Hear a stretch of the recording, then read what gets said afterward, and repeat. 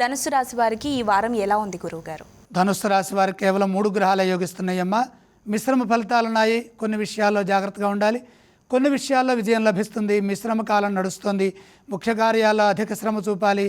ప్రతి అవకాశాన్ని అదృష్టంగా మార్చుకోవాలి. తొందరపడి ఏ పని చేయవద్దు. బాగా ఆలోచించే అనుభవంతో చేసే పనుల్లో విజయం ఉంటుంది. శ్రద్ధ ఏకాగ్రతలతో కృషి చేయండి. ఉద్యోగంలో మంచిని సాధిస్తారు.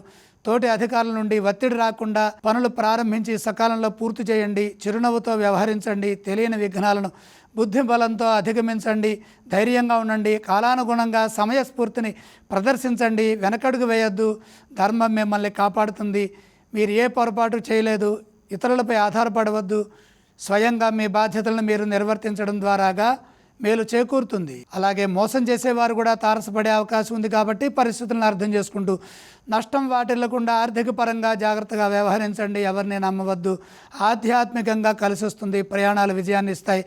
ఆర్థికంగా జాగ్రత్తలు పాటించండి. మీరు సక్రమంగా పని పూర్తి చేస్తే మంచి జరుగుతుంది. ఈ రాశి వారు ఏ స్తోత్రం పఠిస్తే బాగుంటుంది? ధనుస్సు రాశి వారు ఈశ్వరాభిషేకం చేయడం చాలా మంచిది. ఏ ఆలయాన్ని సందర్శిస్తే బాగుంటుందంటారు?